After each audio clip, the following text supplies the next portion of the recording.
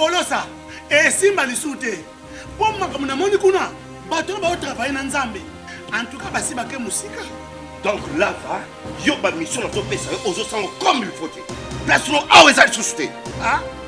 Oyoki, allez, quittez. Polosa, on a battu na kale. Na lomo na kekuna, na kekuna. Là-bas. Ah! On nous a mis dans l'orange. Comment Pocket? Ah, ouais. Vraiment. Qui ça? Et en plus, il y a qui ont commis partout dans l'Europe, dynamique, commis partout dans l'Europe. Comment Pocket? Ça est commis partout. Tout comme la Suède, tout comme à Paris, tout comme à Lille, tout comme à Bruxelles. Et puis, base la mission est toujours Londres, Angleterre.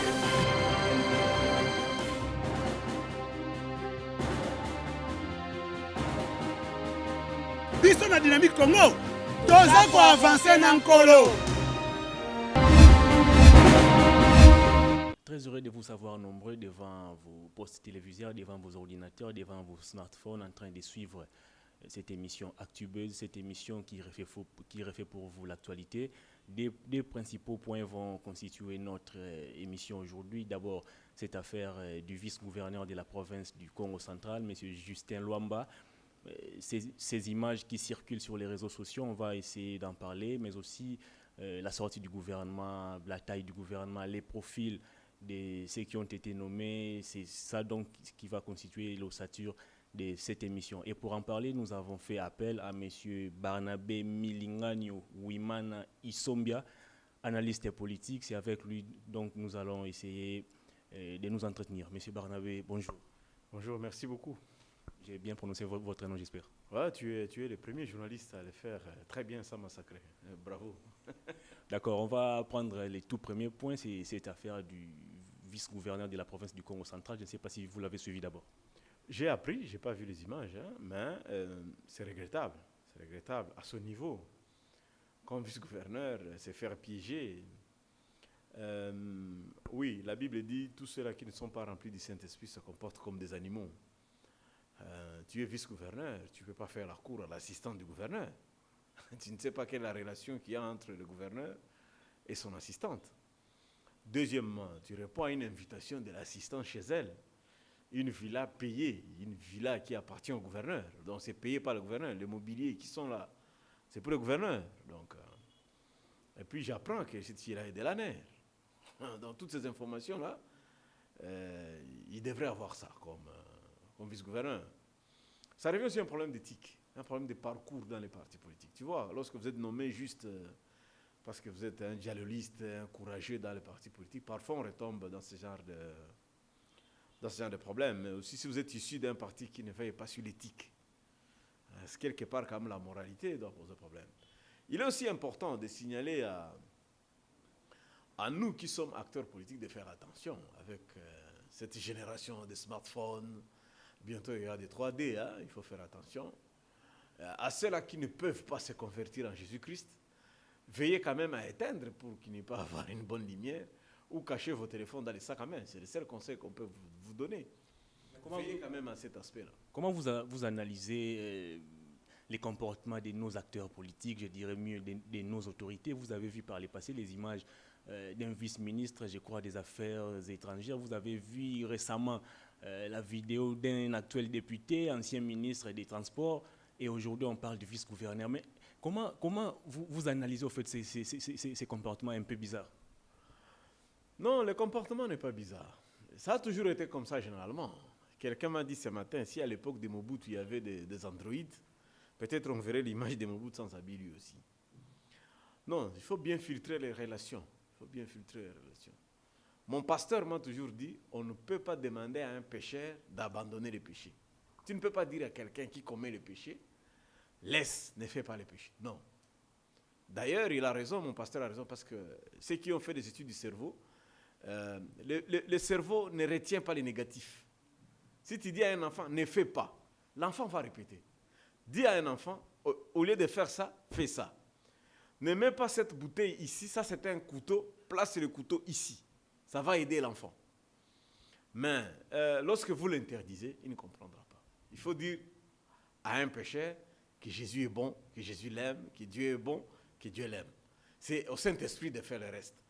Bon, il est tout simplement question que nos amis qui sont dans ces choses-là, de bien filtrer les relations et de prévenir et de discuter.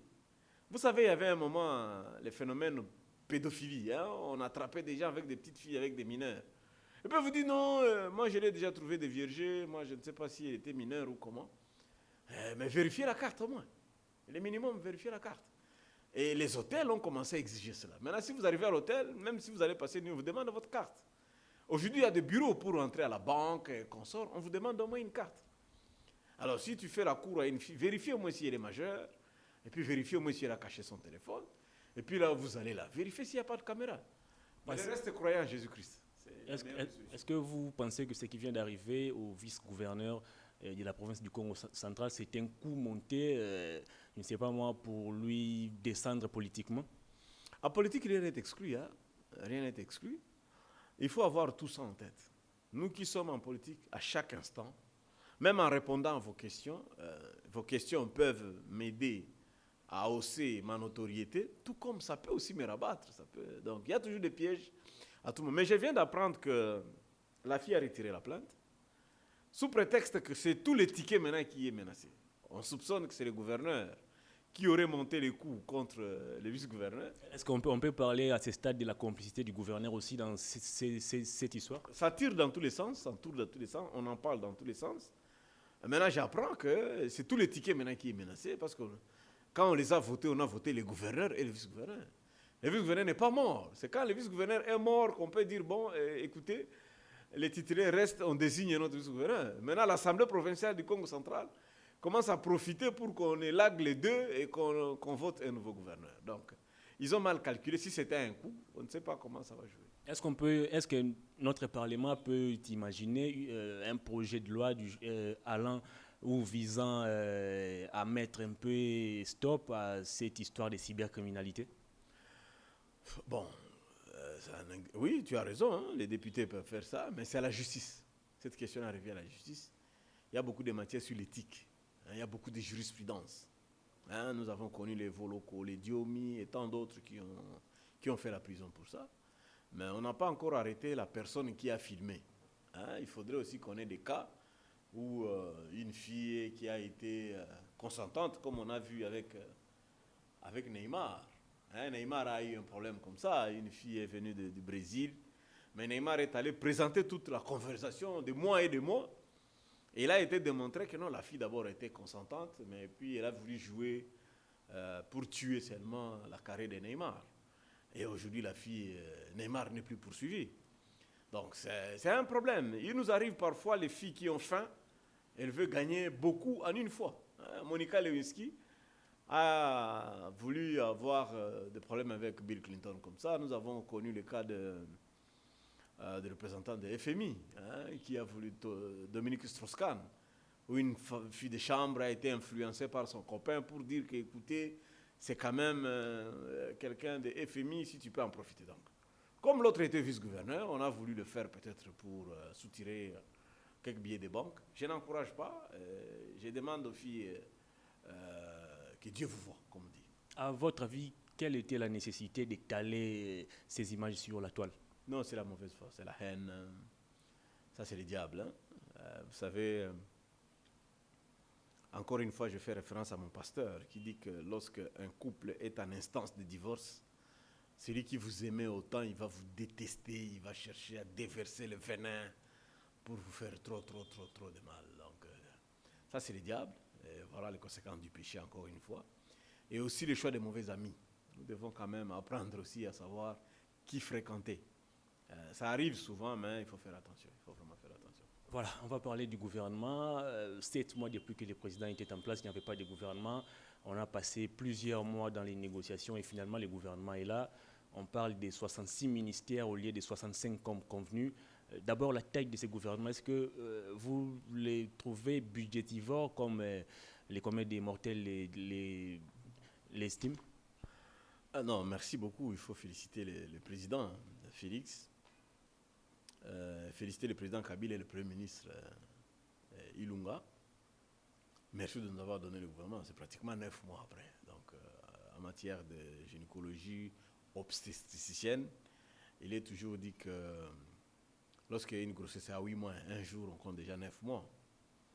Je crois que ça valait la peine. Finalement, les résultats que nous avons nous démontrent que ça valait la peine.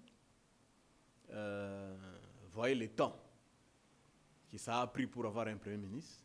Tu vois, le président Kabila a écrit par 2 fois. Et Félix a dit non, pas de Yuma. Non, il a refusé Yuma carrément. On l'a proposé d'autres, il a refusé. Le temps que ça a pris pour mettre la même monture entre 5 chantiers, révolution de la modernité, prendre le peuple d'abord, faire un programme, parce que notre constitution nous demande que, nous dit que le président de la République est le chef de l'exécutif. C'est lui qui préside le conseil des ministres. Bien que c'est le premier ministre qui est le chef de l'exécutif, le chef du gouvernement, et il répond devant le Parlement. Moi, je salue ce gouvernement. Il n'est pas pléthorique, à mon avis. J'aurais voulu que ce soit un gouvernement de 75. Le gouvernement de 1+4 était à 75. Nous sommes un pays post-conflit, nous sommes un pays fragile. Nous avons beaucoup de regroupements. Nous avons beaucoup de problèmes. On a un petit budget.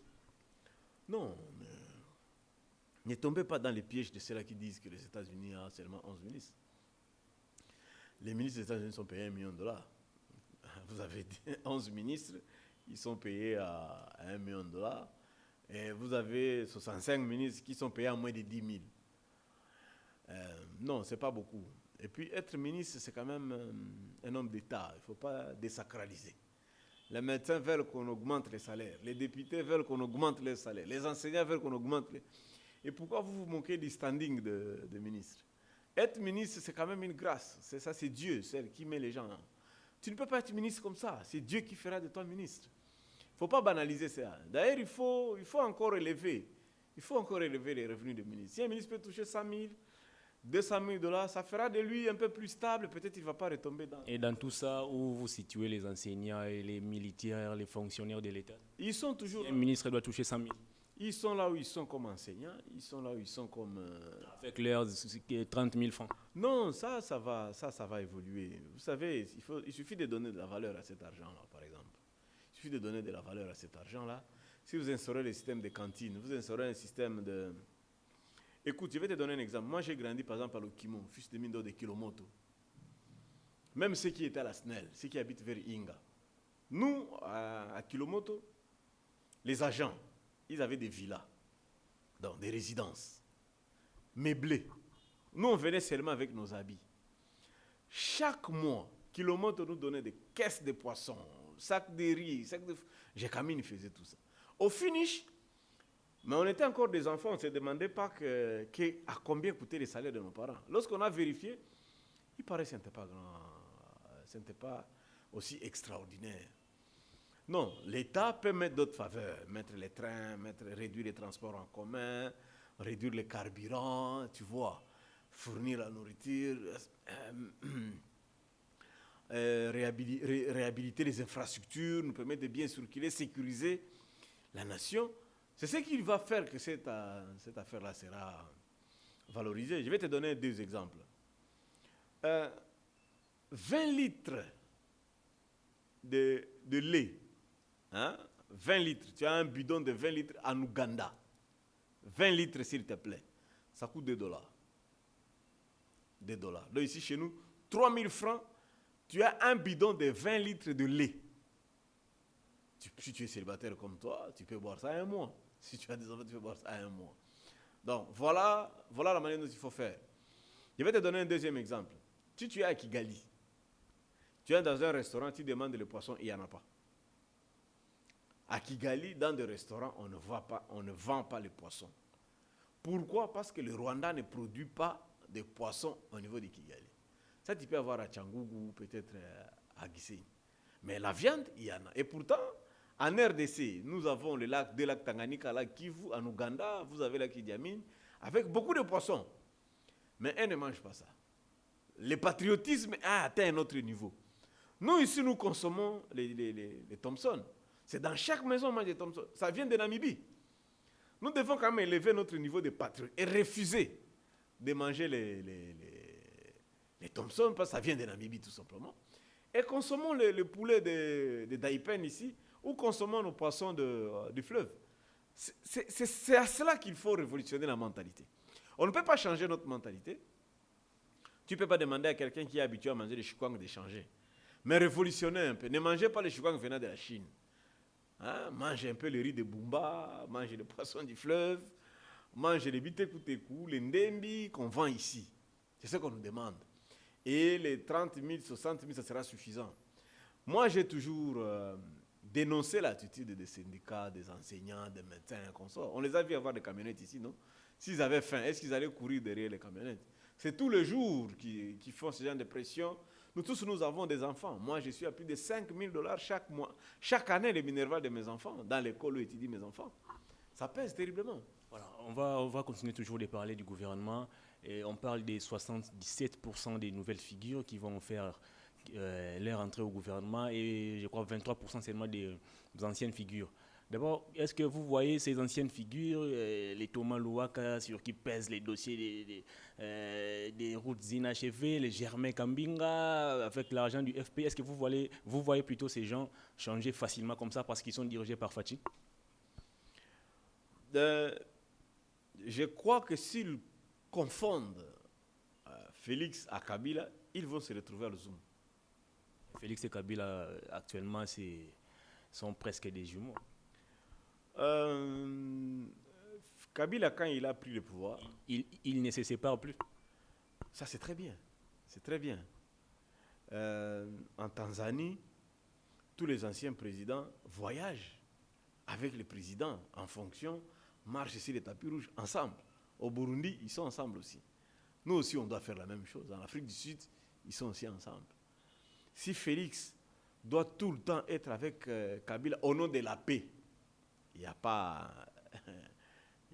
c'est pas une mauvaise chose. Nos amis là qui ont été reconduits, ils ont certainement une explication politique. Ça peut être la force politique. Mais ils doivent faire attention. Parmi eux, il y a des meilleurs. Madame Élisée Mounembe, par exemple. C'est une dame que je connais depuis très longtemps. Elle a été questeur à l'Assemblée nationale. Quel a été son bilan? Mais là, est-ce que tu as appris qu'elle a détourné l'argent des députés? Tous les députés ont été bien payés. Il n'y a pas eu de problème à ce niveau-là. Par rapport à quand Bahati était questeur à l'Assemblée nationale, Madame Élisée n'a pas eu de problème par rapport à ça. Ministre Roubero, on ne reproche quoi? Rien. C'est un très bon ministre, un homme très... On pense que Roubero avait mettre en application les plans de la balkanisation du pays. Ça, ce sont des accusations de faibles. Il n'y a pas plus compatriote que Roubero. Ah bon? Tu connais l'histoire des massacres de Gatumba? 166 personnes tuées, plus de 210 blessés.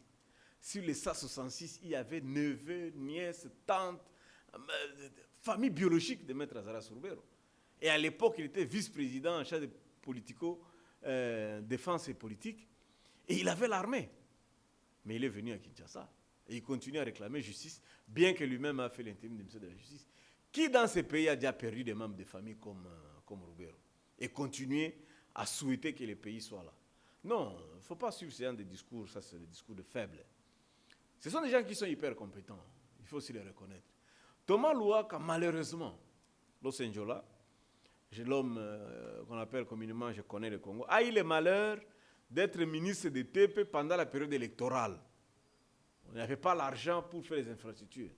Moi, j'ai été 8 ans dans une entreprise des infrastructures. Je connais comment ces ministères fonctionnent. Dans une période électorale, la priorité, c'était financer la CENI pour les élections. Ce n'était pas Louaka et les infrastructures. Il en était victime, malheureusement. Mais bon, espérons à l'enseignement supérieur, il tâchera de bien faire les choses. Parce que s'il ne fait pas bien, il va se retrouver en prison, c'est carrément. Il ira en prison. Vous avez appris plus d'une fois que le président avait refusé les différentes moutures lui proposées par les premiers ministres parce qu'il s'est posé un problème de la représentativité de toutes les 26 provinces de la République. Mais je ne sais pas si vous l'avez appris, les députés du Nord Ubangi annoncent qu'ils vont boycotter la séance d'investiture du gouvernement sous prétexte qu'ils ne sont pas représentés. Est-ce que la géopolitique joue... D'abord, quel est l'impact de la géopolitique dans la formation du gouvernement et dans la société d'une manière générale? Votre question, elle est pertinente. Oui, j'ai appris que le Nord Ubangi n'est pas représenté. Pour quelles raisons, je ne sais pas. Peut-être le poids politique. Ça ne sert à rien de vous plaindre. S'ils ont voté la Mouka, ou s'ils sont plus la Mouka, et que dans les regroupements au FCC Cash, ils ne sont pas nombreux, ils ne sont pas forts, ils n'ont qu'à se contenter de Willy Bakonga, qui peut représenter les grands Équateurs, parce qu'il est quand même... Si on était dans l'ancienne configuration, mais bon, j'aurais voulu que les Nord-Ubangi figurent aussi dans le gouvernement. Boycotter, bon, ils sont libres, mais ça ne touchera à rien, ils sont combien? Faire ce genre de politique de chaises vides, moi je n'aime pas. C'est quand même une majorité de 383, 385 députés, 3, 4, 5 députés désistés. Ça sera juste un signal médiatique, mais c'est à eux de bien se positionner dans le regroupement. S'ils étaient par exemple derrière Bahati, AFDC version Bahati, On va en parler. ils ne seraient pas au gouvernement aussi. Donc, ne pas se retrouver ne peut pas être la fin du monde. Il y aura un autre gouvernement. Deuxième élément de réponse, la politique chez nous, ici, elle est paroissiale. Ça se fait en termes de représentativité géographique, non, sociologique. C'est ce que je voulais dire. Si vous êtes des tribus minoritaires, il est fort probable qu'on ne vote pas pour vous. Nous avons déjà vu même ici à Kinshasa. La plupart des députés de Kinshasa sont soit de Bandundu, de l'Équateur et de Kasaï. Très peu de députés venant de très loin. Alors, et pourtant, c'est notre capitale, nous tous. Donc, il faut savoir jouer sur ça, entrer dans un bon parti, être des militants actifs. Vous figurerez un jour dans les partis politiques, au gouvernement. Ceux qui sont là, ce sont des gens qui ont quand même démontré. Ce ne sont pas réellement de nouveaux venus, hein, comme on dit. La plupart étaient des DIRCAP, des présidents des ligues des jeunes, des secrétaires généraux de leur parti. Ils ont acheminé avec les leaders, avec les présidents de leur parti, pour être à ce niveau-là. Voilà, j'y reviens un peu en arrière pour parler des nouvelles figures qui vont entrer dans les gouvernements, 77%. Je prends l'exemple de quelqu'un comme Pius Mwabilu. Il n'a jamais été dans les gouvernements pendant les 18 ans de Kabila. Mais vous voyez quelqu'un comme Pius Mwabilu qui a vu tous les mots commis par Kabila dans ces pays. Comment il va se comporter dans les gouvernements? Est-ce qu'il sera en mesure de se surpasser de tout ce que Kabila a posé comme axe dans ces pays? Pius Mwabilu, d'abord, c'est un bon entrepreneur. Il a une entreprise de médias, non de moindre. Quand tu regardes RTGA, c'est une puissance médiatique. Il faut visiter RTGA pour voir, c'est derrière BCDC pour ceux qui ne savent pas. Il a d'autres entreprises qu'il fait. Pius Mwabilu est entré, il a été élu député en 2006 et il est au gouvernement, c'est un député. Il a été menacé plusieurs fois. On a cassé son siège, il siège dehors, consort. Mais il n'a jamais abdigué, il n'a jamais abandonné Kabila, il n'a jamais abandonné tout le monde. C'est un homme de principe, Pius Mwabilu, un homme de rigueur. Je connais un militant qui aime, il a déjà fait le monde, hein, il a déjà voyagé. Il a les soucis que les choses changent. Je le témoigne en regardant sa maison de presse. Je vois le travail qu'il fait dans son entreprise privée. J'espère qu'il sera un bon ministre. Je ne serai pas déçu. Moi, d'ailleurs, ça m'étonnait de voir, tout ce temps, il n'avait jamais été ministre. Pourtant, il a l'aura, il a le charisme, il a tout ce qu'il faut. Il a tout ce qu'il faut pour être ministre. Je salue sa nomination. Parlant toujours de ces gouvernements, au sein de l'UDPS, on parle quand même des frustrés. Il y a ces figures emblématiques, ces figures qu'on avait souvent l'habitude de voir au front pour défendre l'UDPS. On parle de Peter Gazali, on parle du porte-parole, le professeur Paul Chilumbu, on parle d'Augustin Kabouya, le secrétaire général, Jacques Chabani, ils sont nombreux. Comment vous analysez ces comportements de l'UDPS qui lui a jugé bon de se passer de ceux qui ont été vraiment au front pour faire sortir je dirais les héros dans l'ombre? Une créature... Est-ce une innovation? Une créature ne peut pas demander au créateur de le créer.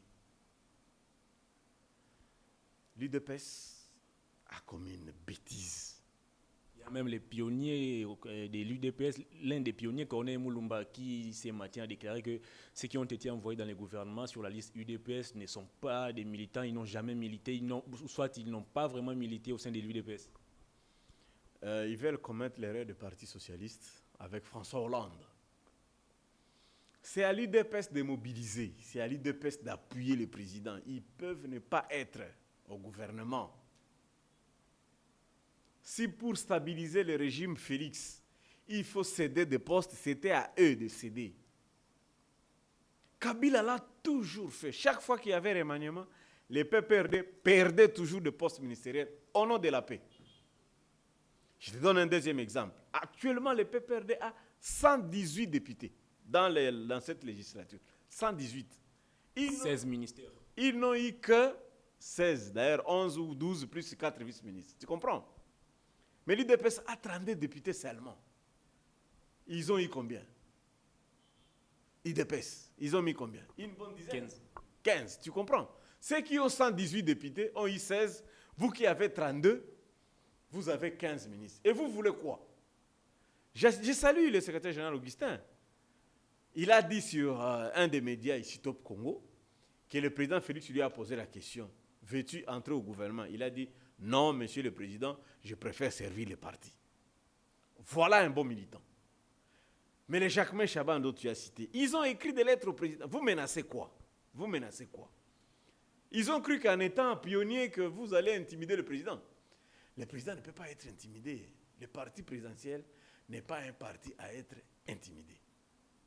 Ilunga, c'est le premier gouvernement. Ça, c'est Ilunga 1, il y aura Ilunga 2, il y aura Ilunga 3. Félix va faire probablement 2 mandats. Et les autres seront là en 2027, en 2026. Ils se sont mal comportés. Moi, d'ailleurs, j'aurais proposé que tout soit éradiqué du parti. Mais comme c'est une organisation interne, ça relève de la démocratie, à eux de voir. Mais on ne peut pas être au gouvernement parce que tu as fait autant d'années. Non, non. On est au gouvernement parce qu'on est discipliné et que les coachs estiment que en te faisant jouer, forcément, tu apporteras quelque chose. Tout Français ne joue pas dans l'équipe de France. Ibengue n'a jamais pris 80 millions de Congolais pour jouer dans l'équipe nationale. Ils se sont très mal comportés. Ils ont montré une très très mauvaise image du parti présidentiel. Ils ont cherché à fragiliser le président. Ce n'est pas bon. Corneille Moulumba, je l'ai déjà rencontré plusieurs fois sur des plateaux de télévision. Et je lui ai toujours dit qu'il était de la 5e colonne.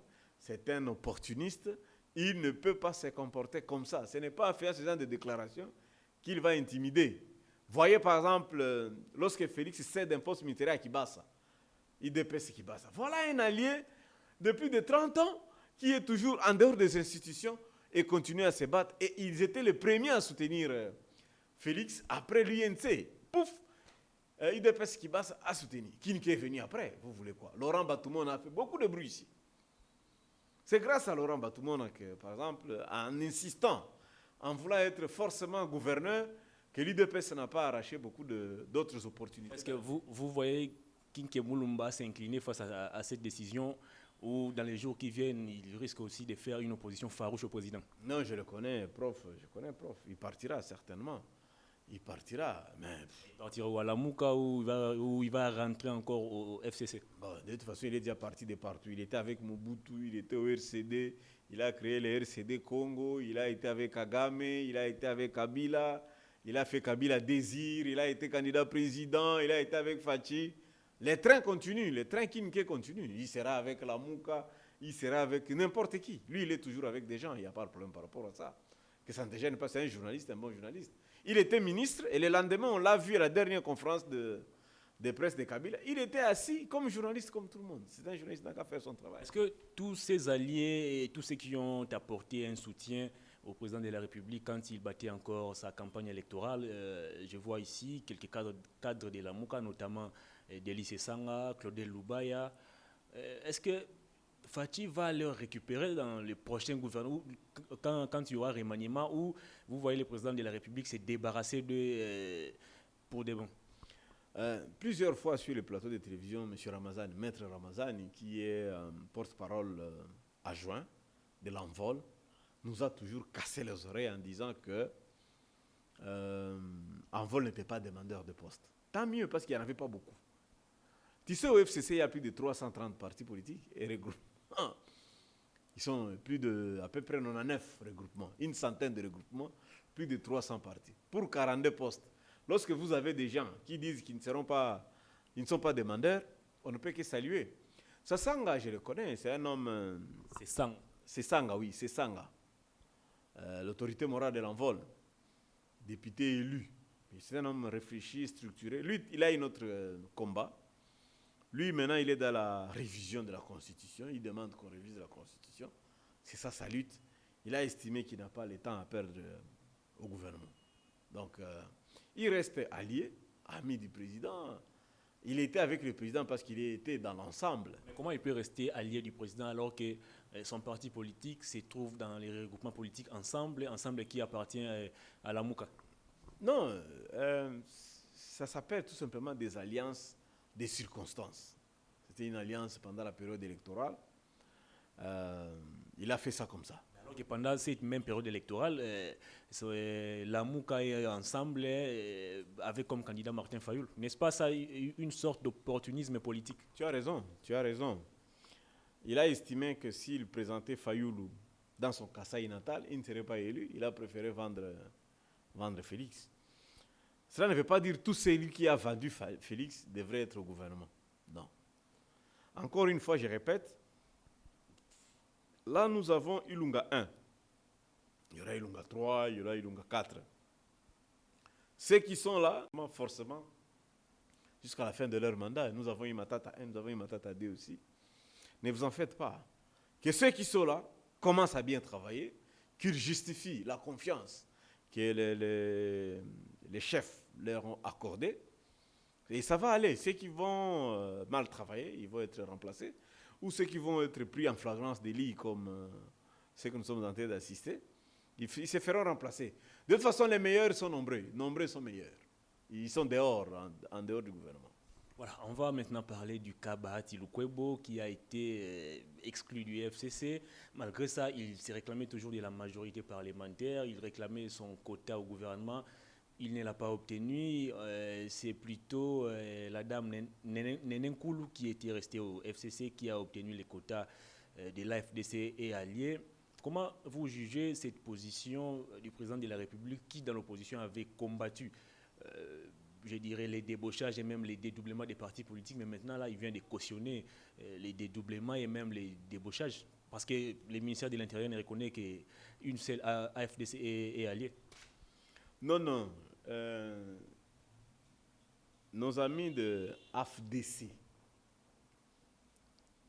truquent l'information. Ce n'est pas vrai. Il n'y a pas deux AFDC-A. Il n'y en a pas deux. Il n'y en a qu'une seule AFDC-A.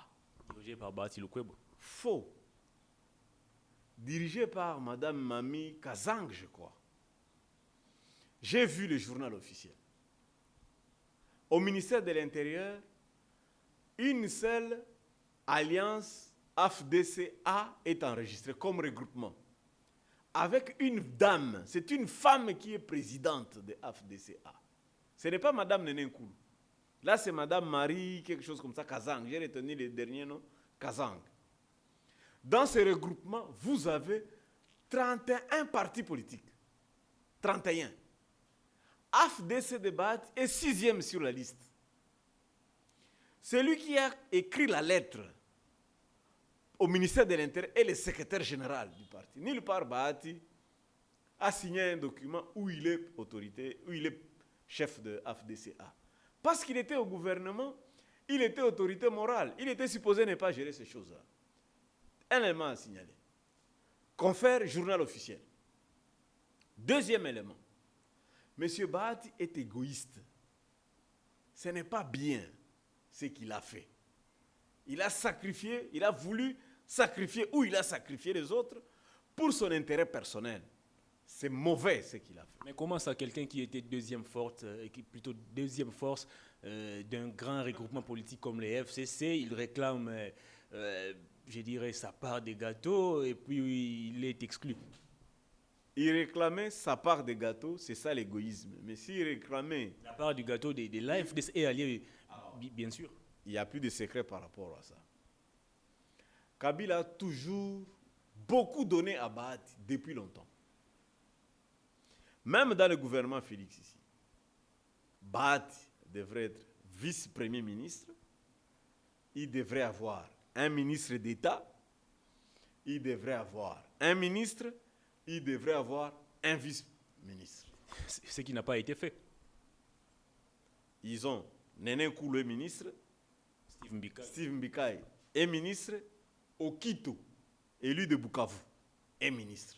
Ça fait 3. AFDC a 2 gouverneurs.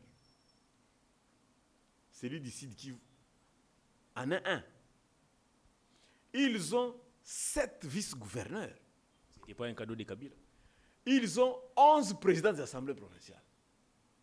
Plus de 52 ministres provinciaux. Pour tout ça, parce que tu voulais être dauphin, tu n'as pas obtenu. Tu veux être président du Sénat, tu n'as pas il veut être d'abord premier ministre, il n'a pas obtenu. Il veut être président du Sénat, il n'a pas obtenu. Mais les ambitions sont légitimes.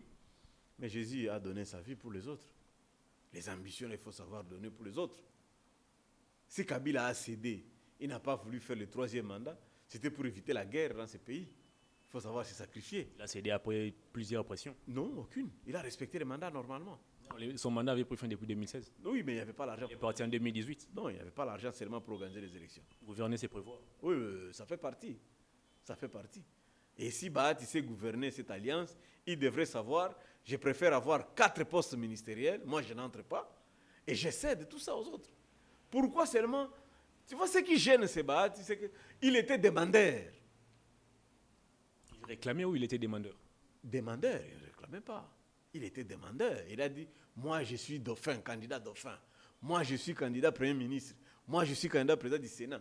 Moi je suis candidat. Moi je suis candidat. Non, ça ne marche pas comme ça. Et puis sur le plan juridique, la FDC, ce n'est pas pour lui. Je ne peux pas te poser des questions parce que tu es journaliste. Mais en cas de la dissolution, en cas de décès, en cas de mauvais comportement des membres, comment est-ce qu'on peut éradier quelqu'un? Si les 30 autres membres de AFDCA décident de vous éradier, vous sortez. Voilà, et lui aussi, il a une opportunité pour aller créer son parti de masse. Kamere, en 2009, quand il quitte le PPRD, il s'est retiré. Il est allé créer son INC, qui est devenu un parti de masse. Aujourd'hui, il est incontournable.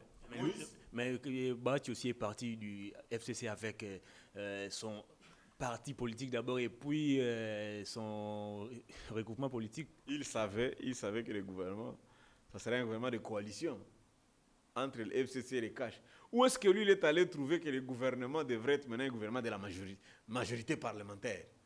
On devrait tenir compte, parce que lui aussi, il a quelques fidèles, 13 ou 15 ou 40 députés qui... Non, il a très mal calculé. Il a une opportunité. Hein? Le fait qu'il n'est pas dans le gouvernement, qu'il allume lui aussi ses batteries, qu'il commence aussi à faire sa caravane comme Moïse, aller expliquer que non, Kabila et Félix ne m'ont pas mis dans le gouvernement. Je suis candidat en 2023, je serai candidat président, votez pour moi. Il a Fayoulou a fait le tour ici. On m'a volé mes voix et vérité des urnes. Les lots carburants ici, ils ne circulent plus. Bemba est en train de... Moïse, il peaufine des stratégies. Moïse est en train de faire le tour. Là où il a dirigé, tu vois la masse qu'il y a derrière Moïse. Quelqu'un qui était gouverneur là-bas, Kimbouta ne peut pas faire ça. Hein? Que Kimbouta fasse aussi le tour de 24 communes ou 25, voir si les gens vont courir derrière lui. Voilà, il faut savoir se positionner leader de masse. Il faut être au service des autres. Être l'homme du peuple, pour le peuple. Les gens vont vous soutenir. Le jour où on a dit que Félix a gagné, Fayoulou qui disait qu'il était populaire. Tu as vu quelqu'un s'est mutilé ici dans la ville en disant que non, vous avez volé nos voix. Non. Je reviens un peu en arrière pour parler encore de la taille du gouvernement. Pourquoi avoir sectionné certains ministères? Je prends 2 exemples concrets. Vous avez Steve Mbikaï qui est ministre des Affaires humanitaires et vous avez encore une autre dame qui a été nommée ministre des Affaires sociales. On a un ministère des Affaires étrangères, on a un autre ministère de la coopération internationale, régionale et j'en passe. Mais pourquoi avoir sectionné tous ces ministères alors qu'on pouvait faire bloc pour économiser un peu d'argent? Est-ce que c'est une situation plutôt un moyen de satisfaire les appétits des uns et des autres? Bonne question, mais malheureusement adressée à une mauvaise personne. Je ne suis pas le compositeur du gouvernement. Je n'ai pas construit ce gouvernement, je ne suis qu'un analyste. Je ne sais pas. Il peut y avoir plusieurs explications par rapport à ça. Soit c'est par rapport à l'importance que le président va accorder. Tu as vu, il y avait des gouvernements dans ces pays où on avait jeunesse et sport. Là aussi, on a Sendé, non? Vous avez Mbayo au sport, vous avez Billy Kambale à la jeunesse. Peut-être c'est par rapport au dossier, par rapport au projet, par rapport à l'importance qu'on va accorder à ces ministères. Que fera le ministre des Affaires étrangères et qu'est-ce qu'il ne fera pas le ministre de la coopération internationale? Qu'est-ce que le ministre des Affaires sociales fera et que le ministre des Affaires humanitaires ne fera pas? Non, c'est par rapport au dossier. Je vais te donner un autre cas. Ce n'est pas des ministères de trop. Non, ce n'est pas des ministères de trop. Je vais te donner un cas. Un frère à moi, Claude Nyamugabo Baziboué, il a pris 2 méga ministères, fusionnés au même moment. Il est ministre de l'Environnement et du Développement rural, développement durable. Ce sont 2 méga super ministères qui méritaient toujours d'être scindés. Mais on les a fusionnés. Pour quelle raison? Je ne suis pas le compositeur du gouvernement, donc je ne sais pas. On a un autre ministre délégué à la Défense, ministre délégué près du président, ministre près du Premier ministre. N'est-ce pas un gaspillage d'argent? Non, je saurais peut-être trouver des explications quand on va voir les attributions qu'on donnera à chaque ministre. Ça dépend des visions. Les visionnaires, ils savent de ce qu'il va faire de ces ministères-là. Donc, pour le moment, ne jugeons pas. Attendons quand nous aurons les attributions de chaque ministère, les objectifs et les missions assignées. Ça seulement nous allons estimer que pour celui-ci, ce n'est pas très important. Mais ce n'est pas aussi exclu d'autres qu'on a donné des semblants de ministères juste pour les gérer. Ça peut arriver, ça arrive, ça peut arriver.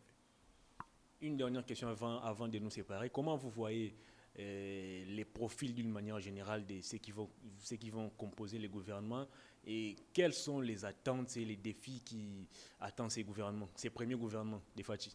Bon, ils sont déjà là, hein, leur profil, c'est sûr que le professeur Ilunga, il est temps de filtrer, de voir.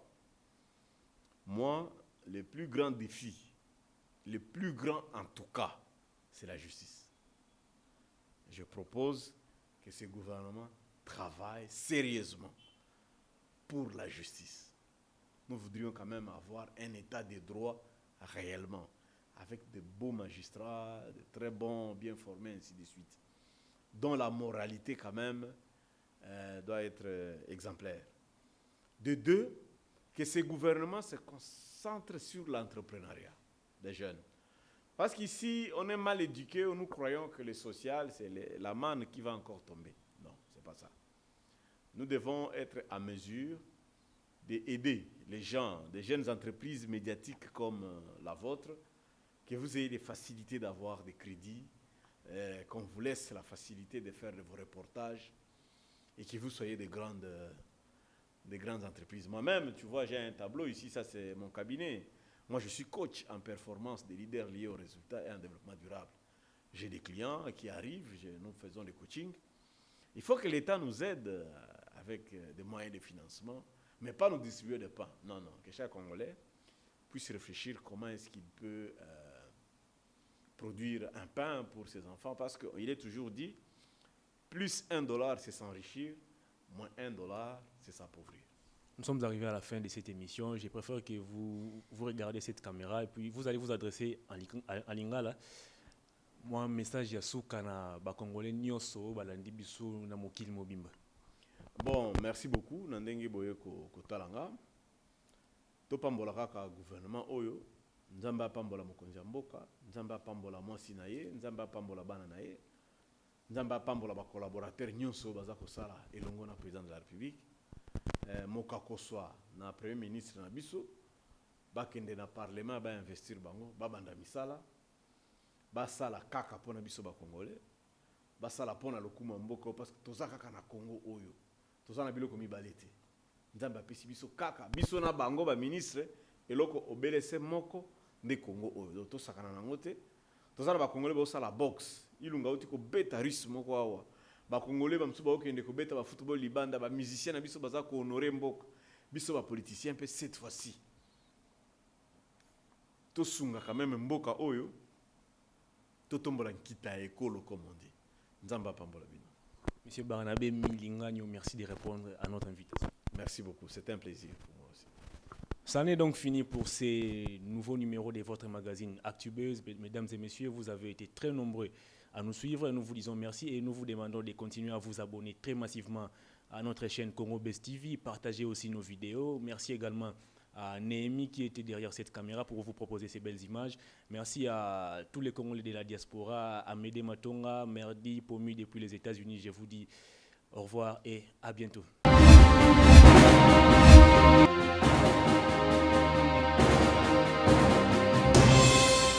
Patron nga Polosa esimba lisute po makambo namoni kuna bato ba travailler na Nzambe en tout cas basi bake musika. Donc là va yo ba mission na to pesa yo ozo sango comme il faut. Place no awe za susute. Ah Oyoki allez quitter. Polosa on na bacha bani na kali na lomo na kekuna Là va. Ah Oh, nous avons un orange là. Comment coquette? Ah ouais, ni au Mikaka. Vraiment. Qui savent? Et en plus, Nayo qui est commis partout en Europe, dynamique, Congo commis partout en Europe. Comment coquette? Ça est commis partout. Tout comme en Suède, tout comme à Paris, tout comme à Lille, tout comme à Bruxelles. Et puis, base la mission est toujours Londres, Angleterre.